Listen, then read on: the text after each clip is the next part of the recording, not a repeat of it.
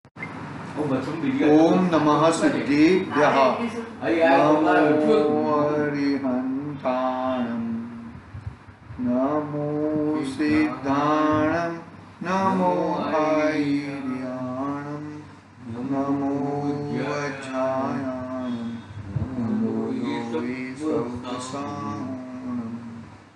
मङ्गलं भगवान् वीरो मङ्गलं गौतमो मंगलम कुंदार्यो जैनधर्मोऽस्तु मंगलम सर्वमंगल्यं सर्वकल्याणकारकं प्रधानं सर्वधर्माणां जैनं जयतु शासनं नमः श्रीवर्धमानाय विद्युत्मकलिलात्मने सालोकानं सुलोकानं यद्विद्यादर्पणयति चेतीले चेतन चेत्या विना किम चालसी।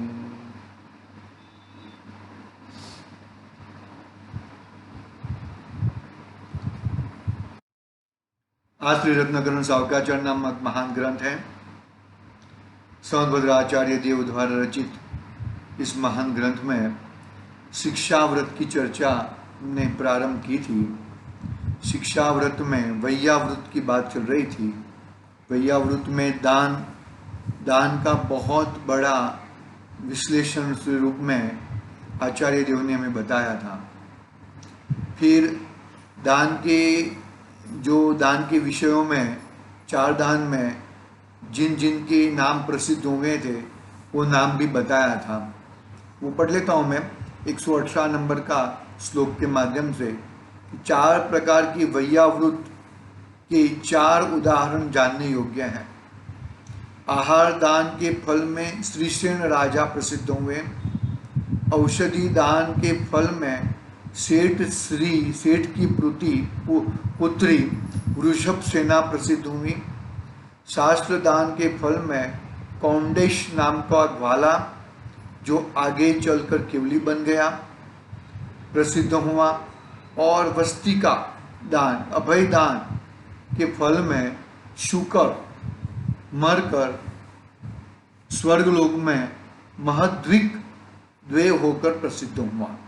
इस 4 प्रकार के दानों की चर्चा बहुत सुंदर तरीके से की।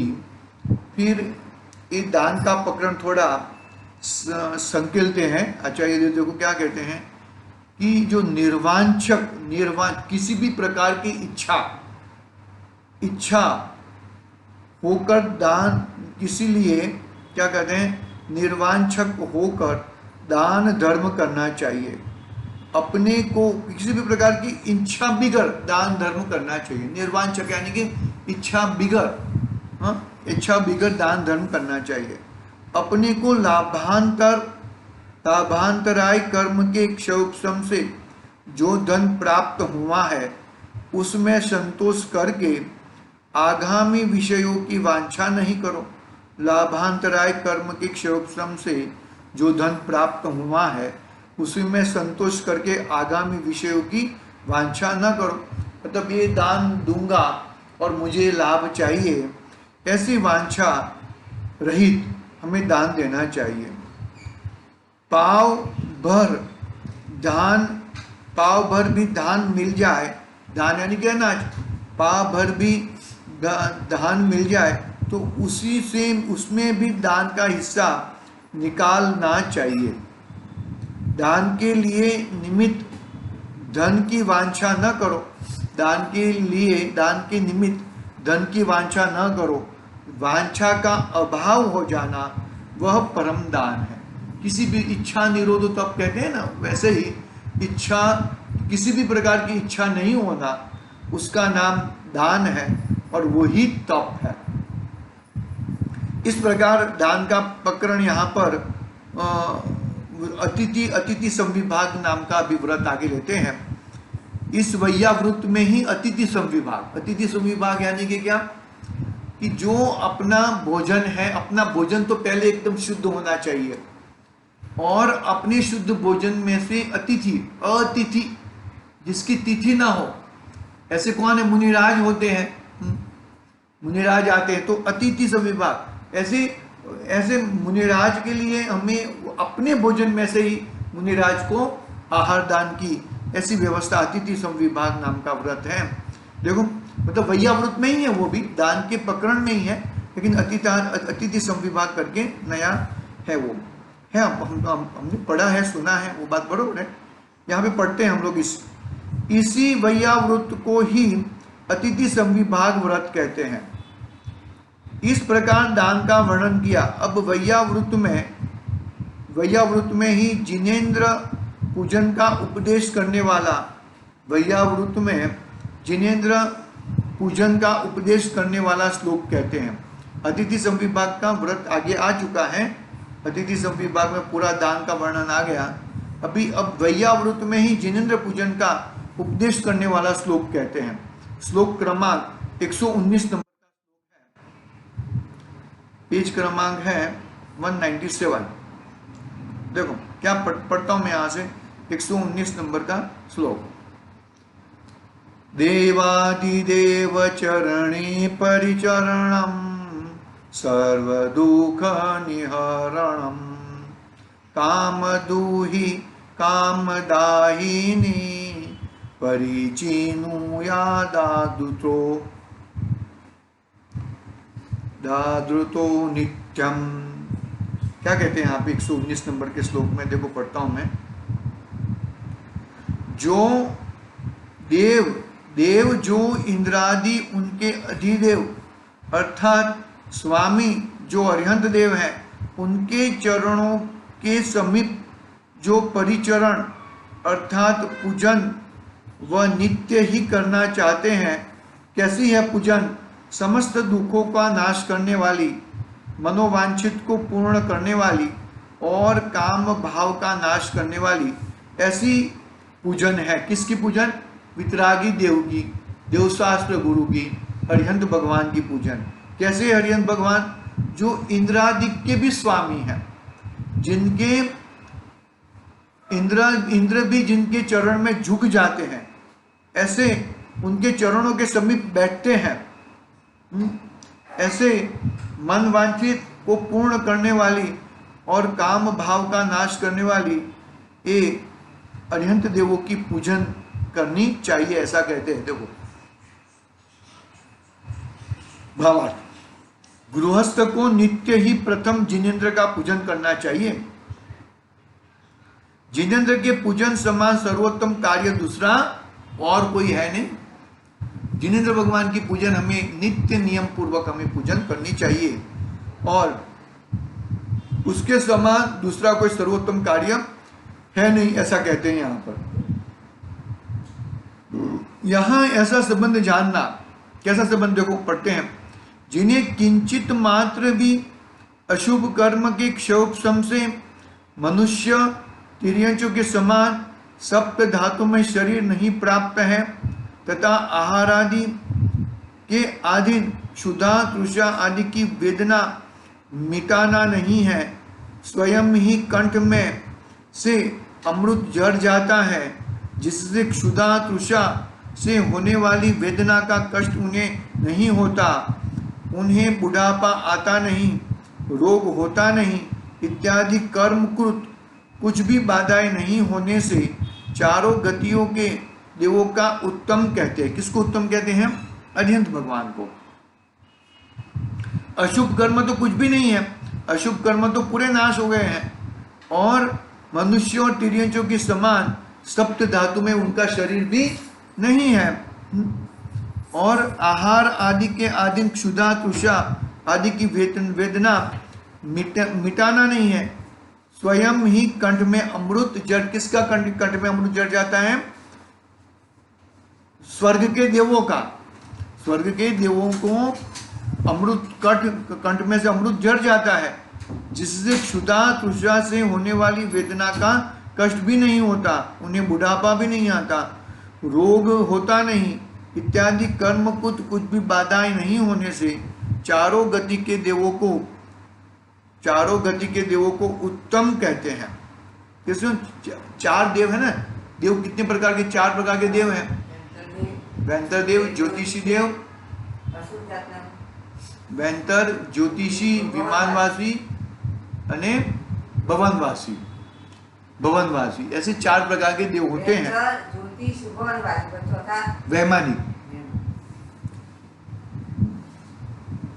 तो वैमानिक क्या हुआ? ऊंचा ऊंचा वैमानिक देव हुआ है। वेंतर देव तो मतलब किधर भी ये मध्यलोक में ही रहते हैं, बाकी 3 देव तो मध्यलोक में ही रहते हैं। जीवज भाई का शरीर हुआ पाहिजे शरीर हुआ है अपन ये वेंतर नाम है।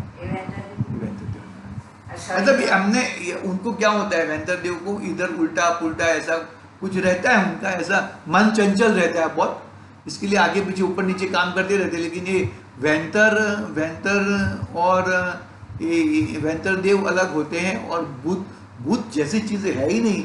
लेकिन अभी ठीक है, मानते हैं तो मान लेने का, बाकी ऐसा भूत कुछ रहता नहीं है। देखो आगे पढ़ते हैं। भूत ना ये भूत ऐसा भूत कुछ नहीं शरीर में पैसा खरो ना, पैसा આપણા શરીરમાં એવું કઈ ના ऐसा भूत कुछ रहता नहीं है। भूत क्या बोलते हैं ना, आज के प्रवचन में आया था ना, पंडित जी ने, अभिषेक जी ने कहा ना, ऐसा गांव के बीचों बीच एक वडला रहता है, और वडले में ये सब बातें होती रहती है, यहाँ पे भूत आता है, वो सब आता है, वो ऐसी ऐसी बातें करते रहते हैं, लेकिन ऐसा कुछ होता नहीं है। ऐसी आज ही बात आई थी अभिषेक जी के प्रवचन में। ज्ञानावरण, वीर्यांतराय आदि कर्म का अधिक क्षोभक्षम होने से अन्य देवों की अपेक्षा जिनका ज्ञान, वीर्य आदि की शक्ति की अधिकता होने से देवों के स्वामी इंद्र भी असंख्यात देवों द्वारा वंदनीय है। देवों के स्वामी इंद्र भी असंख्यात देवों द्वारा वंदनीय है। बरोबर है। जो आत्मा की शक्ति के घातक ज्ञानावरण, दर्शनावरण, मोहनीय व अंतराय आदि समस्त कर्मों का नाश करके जिनेन्द्र हुए हैं, वे सभी इंद्रादि द्वारा वंदनीय है। अतः वे जिनेन्द्र देव देवादि देव है। क्या कहा? जिनेन्द्र भगवान की उपमा कैसे बताई कि देखो 4 गति के देव है ना, वो तो उत्तम कहें, बरोबर है। और ये इंद्रों का स्वामी इंद्र है, ये वो इंद्र को हजारों लाखों करोड़ों देव उसको नमस्कार करते हैं। और जो वो मेन इंद्र है, वो मेन इंद्र जिनेन्द्र भगवान को नमस्कार करता है। तो जिनेन्द्र भगवान की कितनी महानता होगी, सोचना चाहिए। समझ में? तो जिनेन्द्र भगवान कितने महान प्रभावशाली होंगे, कितने उत्तम रहेंगे, कितने उत्तम मंगल रहेंगे, ऐसी बातें हैं। हाँ, वे सभी इंद्रादि द्वारा वंदनीय हैं। अतः जिनेन्द्र देव देवादि देव है। देवादि देव के चरणों का पूजन समस्त दुखों का नाश करने वाला है। इंद्रियों के विषयों की कामना का नाश करके मोक्ष रूप सुख की कामना को पूर्ण करने वाला। अतः अन्य समस्त की आराधना छोड़कर जिनेन्द्र की आराधना करो। बहुत समय तक संसारी, रागी, द्वेषी, मोही जीवों की आराधना करके घोर पाप कर्म का बंद करके संसार में परिभ्रमण ही किया है। यदि वितराग सर्वज्ञ देव की आराधना की होती तो कर्म के बंधन का नाश करके स्वाधीन मोक्ष रूप आत्मा को प्राप्त कर लिया होता। इसलिए संसार के सभी दुखों का नाश करने वाला जिनेन्द्र का पूजन ही करो। जिनेन्द्र भगवान की पूजन नित्य करो। ऐसी बात यहाँ पर बताई। मतलब वो भी एक हमें जिनेन्द्र भगवान क्या दान देते हैं? जिनेन्द्र भगवान भी दान देते हैं, हमें शुद्धता का दान देते हैं, हमारा शुद्ध स्वरूप आत्मा को दिखाते हैं, दान देते हैं ना।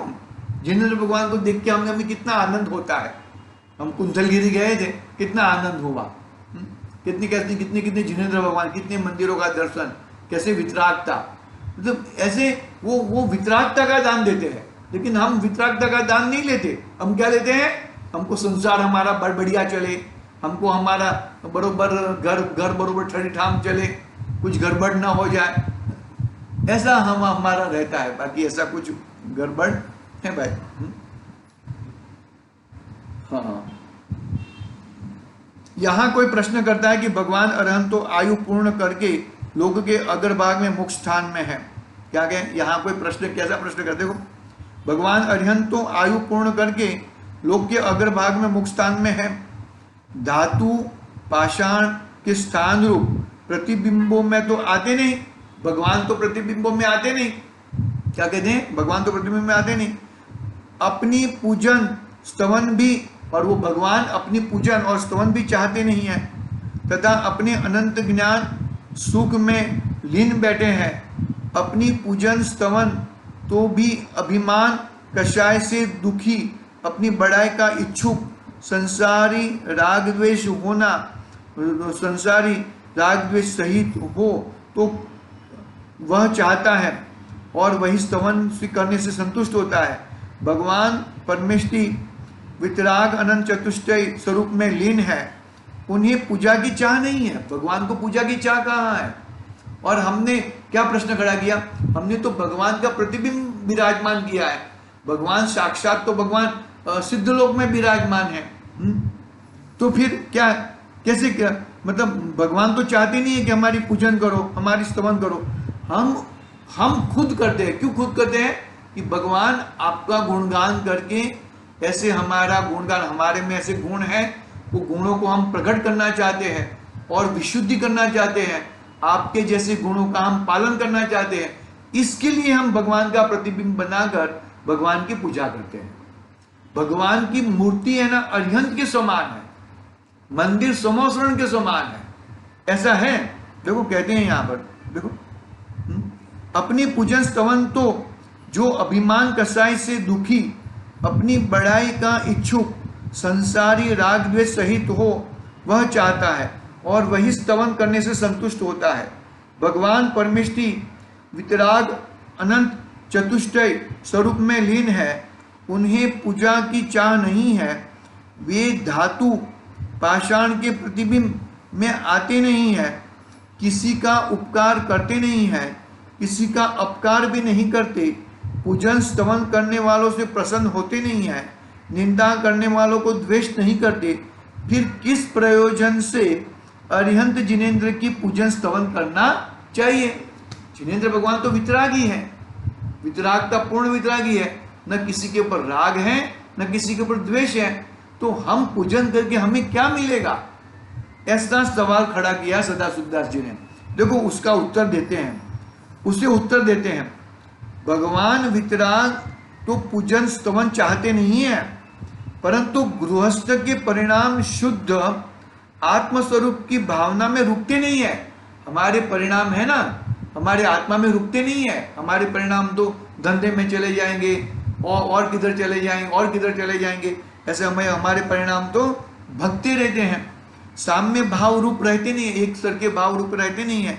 बिना अवलंबन के मन रहता नहीं है। अवलंबन, किसी न किसी चीज का हमें अवलंबन चाहिए। हम जिनेंद्र भगवान की पूजन करते हैं तो पूजा संग्रह का, जिनेंद्र अर्चना आदि पुस्तक का, भगवान का अष्ट द्रव्य का अवलंबन हमें चाहिए। हमें अवलंबन नहीं मिलेगा तो हमारा बरोबर ध्यान रहेगा नहीं। इसलिए परमात्मा की भावना का आलंबन करके, इसलिए परमात्मा की भावना का आलंबन लेकर वितराग स्वरूप के ध्यान के लिए, शुद्धात्मा के अवलंबन के लिए विषय कषाय के आरंभ का अवलंबन छोड़कर साक्षात परमात्मा स्वरूप का धातु पाषाणमय प्रतिबिंबों में संकल्प करके परमात्मा का ध्यान स्तवन पूजन करते हैं। साक्षात भगवान को विराजमान करके हमारा मन चंचल रहता है, हम इधर उधर भागते रहते हैं। तो मंदिर में जब तक बैठते हैं तब तक थोड़ा बहुत भी मन हमारा शांत रहता है। अलग अलग प्रकार के स्तवन करके, अलग अलग प्रकार की पूजन करके, भगवान के अर्घ बोल के, भगवान का गुणगान करके हम हमारे इसमें ध्यान में रह सकते हैं। पूजन के समय विषय कषायों के संकल्पों का अभाव होने से, दूर ध्यान के छूटने से, अपने परिणामों की विशुद्धता के प्रभाव से अशुभ कर्मों का रस सूख जाता है। क्या होता है? भगवान की पूजन करने से, भगवान का गुणगान करने से, दूर ध्यान छूट जाने से, अपने परिणामों की विशुद्धता के प्रभाव से अशुभ कर्मों का रस सूख जाता है। कैसा जाता है? सूख जाता है, नारस हो जाता है। अशुभ कर्मों की स्थिति घट जाती है, अनुभाग घट जाता है। वही पाप कर्मों का रस सूख जाता है, अशुभ कर्मों की स्थिति भी घट जाती है, अनुभाग भी। अनुभाग यानी कि फल, स्थिति यानी कि कितने समय तक ये फल देगा, स्थिति भी घट जाती है। वही पाप कर्मों का अभाव है, का परिणामों की विशुद्धता से, विशुद्धता के प्रभाव से शुभ प्रकृतियों में रस बढ़ जाता है। शुभ आयु के सिवाय समस्त कर्मों की प्रकृतियों की स्थिति घट जाती है। इसी कारण वितराग के स्तवन, पूजन, ध्यान करने के प्रभाव से पाप कर्मों का नाश होता है, सातिशय पुण्य कर्म का उपार्जन होता है। सातिशय पुण्य कर्म का उपार्जन होता है। कैसे होता है? भगवान की पूजन करने से, भगवान के अनुराग, भगवान के गुणों में अनुराग करने से। देखो आगे क्या कहते हैं, आगे क्या कहते हैं, देखो, यह भी निश्चय करो कि पुण्य पाप का बंध का कारण तो अपना भाव ही है। क्या कहा? यह भी निश्चय करो, पुण्य पाप का बंध का कारण तो अपना भाव है। बाह्य में जैसा आलंबन मिलता है वैसा अपना भाव है। यद्यपि भगवान अरहंत धातु पाषाण के प्रतिबिंबों में आते नहीं है, तथा भगवान वितराग किसी का उपकार अपकार करते नहीं है, तथापि वितराग भगवान का ध्यान, पूजन, नाम अपने शुभ परिणाम करने को, राग द्वेष के नाश करने को बाह्य कारण है। उन परिणामों से जीव का परम उपकार होता है। किन परिणामों से? भगवान की ध्यान करने से, पूजन करने से, उनके नाम लेने से, उनका गुणगान करने से राग द्वेष आदि बाह्य कारणों का नाश होता है और अपने परिणामों में परम उपकार आता है। अपने परिणाम बिगड़ते नहीं है। भगवान को देख के हमारे परिणाम बिगड़ते नहीं है।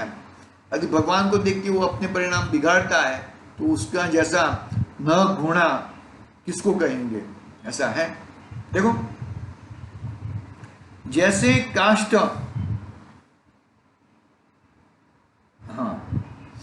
जैसे काष्ठ, पाषाण, चित्राम की स्त्रियों के रूप जीवों को राग के कारण है। अचेतन स्वर्ण, मणि, माणिक, चांदी, महल, वन, बाग, नगर, ग्राम्य, पत्थर, कीचड़, स्मशान आदि का देखना, सुनना राग द्वेष उत्पन्न कराता है। अशुभ शुभ वचन, राग, रुदन, सुगंध, दुर्गंध, ये सभी अचेतन उद्गत द्रव्य है। उनका श्रवण, अवलोकन, चिंतन, अनुभव करने से राग द्वेष होते। किसका? बाहर की सभी चीजों का चिंतन करने से, बाहर की सभी चीजों का ध्यान करने से क्या होता है? राग द्वेष होता है। इसी प्रकार जिनेंद्र की परम शांत मुद्रा ज्ञानियों को वितरागता होने के लिए सहकारी कारण है, प्रेरक कारण है। भव्य जीवों को वितरागता के सिवा और कुछ चाहिए नहीं होता है। क्या होता है? बाहर में हम लोग पिक्चर देखते हैं, टीवी देखते हैं, मोबाइल पे देखते हैं, तो क्या होता है? वो राग पैदा कराने वाला वो चीज है। और भगवान की मुद्रा वितरागता पैदा करने वाली चीज है। तो हमें ज्ञानियों को, रागियों को तो भगवान में भी सब गड़बड़ दिखता है। ये भगवान ये है, ये भगवान ये है, यहाँ के भगवान अच्छे, यहाँ के भगवान, अरे सभी में अपना ज्ञान स्वभावी आत्मा को, अपने ज्ञान स्वभावी आत्मा को स्थिरता से देखना चाहिए। इस तरह की बातें हैं यहाँ पर। आगे देखेंगे, आगे का एक पैराग्राफ है, बाद में आगे का कोई श्लोक है वो पढ़ेंगे आगे कल। आज के लिए ओम नमः सिद्धेभ्यः।